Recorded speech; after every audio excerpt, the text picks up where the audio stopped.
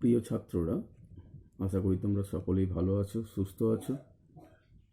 আমরা আগের ক্লাসে আলোচনা করেছিলাম পশু পাখির ভাষা, যে প্রবন্ধটি বা যে গল্পটি আছে সেই গল্পটি নিয়ে। সেই গল্পটি আগের দিন আমরা কিছুটা পড়েছিলাম। আজকে তার যে বাকি অংশটুকু আছে সেই বিষয়টি নিয়ে আলোচনা করব। আলোচনা করার আগে যেটুকু বলা দরকার, যে পশু পাখির ভাষা গল্পটি আমরা পড়ার সময় কতগুলো বিষয় এখনও পর্যন্ত যা পড়া হয়েছে সেগুলো নিয়ে যদি একটু আলোচনা করি, তাহলে বিষয়টা এরকম দাঁড়ায় যে গল্পটা শুরুতেই লেখক কিছু প্রশ্ন ছুড়ে দিয়েছেন আমাদের জন্য, পাঠককুলের জন্য, যে পশু পাখির কি কোনো ভাষা আছে, তারা কি তাদের মনে ভাব প্রকাশের জন্য কোনো রকম শব্দ ব্যবহার করে। এই ধরনের যে প্রশ্নগুলো আছে, এই প্রশ্নগুলোর মধ্যে দিয়েই পাঠকের মনে কৌতূহল জাগানোর চেষ্টা করেছেন যে সত্যিই কি পশু পাখিরা কোনো ভাষার মাধ্যমে কথা বলে, সত্যি কি তারা কোনো এরকম কোনো শব্দ ব্যবহার করে যেগুলো দ্বারা তারা তাদের মনের ভাব প্রকাশ করে। যার জন্য আমরা পরবর্তীকালে গল্পটা পড়তে গিয়ে দেখেছি, বা লেখক পরবর্তী স্ট্যান্ডাতে অবতরণ করেছেন যে কিভাবে কুকুর হোক বা বিড়াল হোক, যে বুদ্ধিমান জীবগুলো আছে, যেগুলো সাধারণত আমরা বাড়িতে গৃহপালিত পশু হিসাবে রাখি বা বনে জঙ্গলেই থাক, আমরা দেখি যে তারা কিভাবে তাদের মনের ভাব প্রকাশ করে। তাদেরকে যদি আমরা একটু শেখাই, তাহলে তাদের নাম ধরে ডাকলেই তারা সাড়া দেয়, বা কোনো রকম ইশারা করে, বা কান খাড়া করে, আবার কোনো কথা বললে তারা বুঝতে পারে, সেগুলোকে শেখালে। কিন্তু সেই শেখানো শব্দগুলো কি তারা তাদের সমপ্রজাতির প্রাণীদের সাথে কি সেটা তারা করতে পারে, মনের ভাব প্রকাশ করতে পারে? এই নিয়েও লেখক প্রশ্নচিহ্ন রেখেছেন পাঠককুলের কাছে। এরপর লেখক আরও বলেছেন যে তারা বিভিন্ন যে প্রজাতির প্রাণীরা আছে, তারা যেমন কান্নার সময় একরকম ধ্বনির সাহায্যে বা উচ্চারণের সাহায্যে ঠিক যেরকম কান্না করে, আবার ঠিক যখন তারা ঝগড়া করে তারা ঠিক একই রকম শব্দ প্রয়োগ করে না। এক্ষেত্রেও তাদের যে শব্দের বা তাদের যে ভাষার যে প্রাচুর্য বা বৈচিত্র্য আছে, এটাও লেখক এই তথ্যগুলির মাধ্যমে তুলে ধরেছেন। তারপর আমরা দেখেছিলাম যে লেখক একজন বিখ্যাত প্রাণী বিজ্ঞানীর কথা উল্লেখ করেছেন।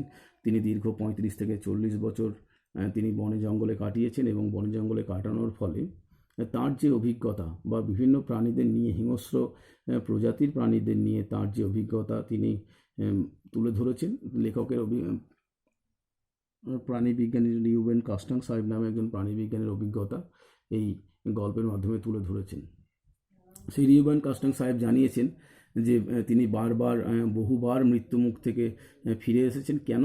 কারণ তার যে বিভিন্ন পশুদের ওপর বা তাদের ভাষার ওপর যে দক্ষতা বা তার যে আদব কায়দা, সেগুলো তিনি রপ্ত করেছেন বলেই। তাই তিনি বলেছেন যে হিংস্র পশুদের কাছ থেকেও, মৃত্যুমুখ থেকেও ফিরে আসা যায়, বা তাদের সঙ্গেও বন্ধুত্ব করা যায়, যদি আমরা তাদের আদব কায়দা, তাদের আচরণ, তাদের শব্দ, এই ভিন্ন ধরনের তাদের যে ভাব প্রকাশের যে কৌশলগুলো, সেগুলো যদি আমরা রপ্ত করতে পারি, তাহলে কিন্তু আমরা তাদের সাথে বন্ধুত্ব করতে পারবো। এ পর্যন্ত আমরা আগের দিন জেনেছি, আমরা আগের দিন পড়েছি। এবার আমরা আজকে পরবর্তী যেটুকু আছে, গল্পের অংশটুকু আছে, সেটুকু আমরা আজকে পড়ব। কাস্টাং সাহেব প্রায় 40 বছর বন্য জন্তুদের সঙ্গে থেকেছেন, খাঁচার এবং জঙ্গলের। এই যে লিউবেন কাস্টাং সাহেব সম্পর্কে আমরা জানছিলাম তার অভিজ্ঞতা, তিনি প্রায় 40 বছর, সময়টা কিন্তু কম নয়। তার জীবনের 40টা বছর তিনি অতিবাহিত করেছেন বন্য জন্তুদের সঙ্গে, সেটা খাঁচারও এবং জঙ্গলেরও, অর্থাৎ পোষা এবং বুনো, এই দুই অবস্থার জন্তুদের সঙ্গেই তার আলাপ পরিচয়, নানান সুযোগ ঘটেছে। পোষা প্রাণী তবুও তো ঠিক আছে যে তারা কম ক্ষতিকর হয়, বা তারা হিংস্র কম থাকে, কিন্তু যে বুনো প্রাণীগুলো আমরা জানি, প্রত্যেকেই কম বেশি জানি, ডিসকভারি চ্যানেল খুললেই আমরা দেখতে পাই বিভিন্ন ধরনের বিভিন্ন প্রজাতির প্রাণীদের যে আচরণগুলো, বা তারা যে স্বভাবসিদ্ধ আচরণগুলো করে, সেগুলো আমাদের পক্ষে কতটা ক্ষতিকর। সেই সমস্ত প্রাণীদের সঙ্গে তিনি 40 বছর অতিবাহিত করেছেন। তার বন্ধুদের মধ্যে বেশিরভাগই হচ্ছে শিম্পাঞ্জি, গরিলা, সিংহ, গ্রিজলি ভালুক আর শ্বেত ভালুক। অর্থাৎ আমরা জানি আমাদের মানুষদের বা মনুষ্য সমাজে আমরা যারা বসবাস করি, আমাদের বন্ধু হয় আমাদেরই সমপ্রজাতির বা সমশ্রেণীর মানুষজনেরা। কিন্তু এক্ষেত্রে লিউবেন কাস্টাং সাহেব, যিনি তার গবেষণার জন্য জীবনে প্রায় 40টা বছর অতিবাহিত করেছেন বনে জঙ্গলে, যার ফলে তার বন্ধু কিন্তু একটু ভিন্ন প্রকৃতির। আমাদের তুলনায় একটু ভিন্ন তো বটেই। তার বন্ধু কারা? যে তার বন্ধু, বেশিরভাগ বন্ধুই হচ্ছেন শিম্পাঞ্জি, গরিলা, সিংহ, গ্রিজলি ভাল্লুক এবং শ্বেত ভাল্লুক। তার বন্ধুত্ব তালিকাটা কিন্তু যথেষ্ট বৈচিত্র্যপূর্ণ। তিনি বলেন এই সব পশুর গলার শব্দের অবিকল নকল করার ক্ষমতা থাকায় শুধু যে বহুবার আমার প্রাণ বেঁচেছে তা নয়, এদের সঙ্গে বন্ধুত্ব পাতাবার ও অনেক সুবিধাও হয়েছে। তিনি বলছেন যে তাদের যে ভাষাগুলো বা তাদের যে ভাষাগুলো তিনি রপ্ত করেছেন, তিনি যে কৌশলগুলো তিনি শিখেছিলেন তাদের মনের ভাব প্রকাশের, সেগুলো যে শুধু তার প্রাণই বাঁচিয়েছে এমন কিন্তু নয়। তার প্রাণ বাঁচানোর সঙ্গে সঙ্গে তাদের সঙ্গে বন্ধুত্ব করার জন্য সেগুলো যথেষ্ট সহায়তা করেছে। পশুরা শুধু শব্দের সাহায্যেই কথা বলে না, নানা রকম ইশারায়ও বলে। এবার কিন্তু একটু ভিন্ন রকম আমরা জানতে পারছি পশুরা, আমরা যেমন মানুষরা কি করি, আমরা মনের ভাব প্রকাশ করার জন্য কিন্তু শুধুমাত্র যে কথার মাধ্যমে বোঝাই তা কিন্তু না, তার বাইরেও কিন্তু আমরা নানান রকম বাকভঙ্গি করি বা নানান রকম ইশারা মারফতেও কিন্তু আমরা অনেক সময় নিজের মনের ভাব প্রকাশ করি। এক্ষেত্রে লেখক বলছেন যে পশুরা শুধুমাত্র যে শব্দের মাধ্যমেই, আমাদের মতোই শব্দের মাধ্যমেই যে মনের ভাব প্রকাশ করেন তেমনটি নয়, তার সঙ্গে সঙ্গে তারা নানা রকম ইশারাও করে। যেমন কুকুরের লেজ নাড়া আর কান নাড়ার মধ্যে কত অর্থ আছে তা অনেকেরই আমরা জানি। কুকুরের যেমন লেজ নাড়ে বা কান নাড়ে, তার কিন্তু অনেকগুলোই অর্থ আছে যেগুলো আমরা প্রত্যেকেই কম বেশি জানি। এবং লেখক তার সঙ্গে বলেছেন এগুলোকেও কিন্তু ভাষা বলতে হবে, একেও ভাষা বলতে হবে। আমরা যখন পরবর্তীকালে হাতে কলমে অংশে প্রশ্নে আলোচনা করব, দেখব এই লাইনটি তুলে প্রশ্ন দেওয়া আছে, একেও ভাষা বলতে হবে। তাই কাকে ভাষা বলতে হবে? এই যে শব্দের মাধ্যমে যে মনের ভাব প্রকাশ করছি, ঠিক তেমনই আমরা শব্দের সঙ্গে সঙ্গে যে ইশারার মাধ্যমেও যে ভাব প্রকাশ করি সেগুলোকে, যে কুকুরের লেজ নাড়া এবং কান নাড়ার এই যে বিষয়গুলো, এইগুলোকেও লেখক ভাষা বলছেন এবং ভাষা হিসাবে স্বীকৃতি দেওয়ার জন্য দাবি করছেন। পোষা জন্তুরা নাকি জঙ্গলের জন্তুদের থেকে অনেক বেশি চেঁচামেচি করে। পোষা জন্তুরা নাকি জঙ্গলের জন্তুদের থেকে অনেক বেশি চেঁচামেচি করে, এটাও কিন্তু একটা খুব ভালো তথ্য যে আমাদের গৃহপালিত যে সমস্ত পশুরা আছে বা যে সমস্ত জন্তুদের আমরা গৃহে পালন করি, যাদের আমরা পোষণ করি, তারা কিন্তু জঙ্গলের প্রাণীদের চেয়ে অনেক বেশি চেঁচামেচি করে। যেমন পোষা কুকুর আর ঘোড়া কত চেঁচায়, কিন্তু জংলি কুকুর বা ঘোড়ার শব্দ বড় একটা শোনা যায় না। এর কারণ আছে, এর কারণ আমরা পরবর্তী লাইনেই পড়ব, যে জঙ্গলের পশুকে সর্বদাই প্রাণ বাঁচিয়ে চলতে হয়, তাই তারা স্বভাবতই নীরব। যে পোষা প্রাণীগুলো আমরা যেগুলো বাড়িতে পুষি সেগুলো ঠিক ততটা অনেক বেশি চিৎকার চেঁচামেচি করে তার সমপ্রজাতির যা জংলি ঘোড়া হোক বা জংলি কুকুর হোক, তাদের তুলনায় অনেক বেশি চেঁচায়। কারণ জঙ্গলে যে সমস্ত প্রাণীরা বসবাস করে তাদেরকে প্রাণ বাঁচানোর জন্য সর্বদাই অনেক বেশি নীরব থাকতে হয়। এই লাইনটিও আমরা পরবর্তীকালে হাতে কলমে অংশে পাব। তাই তারা স্বভাবতই নীরব। তারা নীরব কেন বা কারা নীরব? এক্ষেত্রে বলতে হবে যারা গৃহপালিত পশু নয়, যারা জঙ্গলে, যেসব জঙ্গলি পশুরা যারা জঙ্গলে বসবাস করে, তারা তাদের প্রাণ বাঁচানোর জন্য তারা অনেক কম চিৎকার বা চেঁচামেচি করে বা কম আওয়াজ করে, শব্দ করে, কারণ তাদের সর্বদা তাদেরকে প্রাণ বাঁচিয়ে চলতে হয়। তাই তারা স্বাভাবিকভাবেই তাদের সমপ্রজাতির প্রাণীদের চেয়ে তুলনামূলক নীরব থাকে। পশুর মধ্যে শিম্পাঞ্জি, ওরাংওটাং জাতীয় বন মানুষের ভাষা বিশেষ কিছু নাই। লেখকের সঙ্গে আর একটা তথ্য তুলে ধরেছেন কি, যে পশুর মধ্যে যারা শিম্পাঞ্জি আছে, ওরাংওটাং আছে, এই জাতীয় বন মানুষরা তাদেরকে বিশেষ কিছু মনের ভাব প্রকাশ করে না। বানরের মধ্যে কয়েক জাতীয় বড় বানর ছাড়া অন্য সকলের ভাষার শব্দ অতি সামান্যই। অর্থাৎ কয়েক প্রকার বানর, যেগুলো বড় জাতীয় বানর, সেগুলো বাদ দিলে বেশিরভাগ বানরেরই ভাষার পরিমাণ খুবই সামান্য।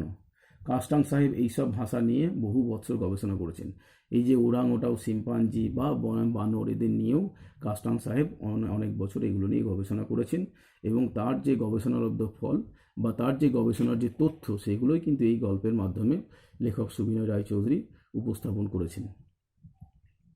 তিনি বলেন, ভালো করে লক্ষ্য করলে পশুদের মনের বিভিন্ন অবস্থার আওয়াজগুলি বেশ স্পষ্টভাবে ধরা যায়। এইসব আওয়াজের অবিকল নকল করতে শিখলে পশুদের সঙ্গে ভাব পাতাবারও সুবিধা হয়। তিনি বলছেন যে পশুরা যে বিভিন্ন রকম আওয়াজ করে, সেগুলো আমরা যদি একটু ভালোভাবে লক্ষ্য করি, একটু ভালোভাবে পর্যালোচনা করি, একটু ভালোভাবে শুনি, তাহলে দেখব যে তার মধ্যে বৈচিত্র্য আছে এবং সেই বৈচিত্র্যগুলো খুব স্পষ্ট।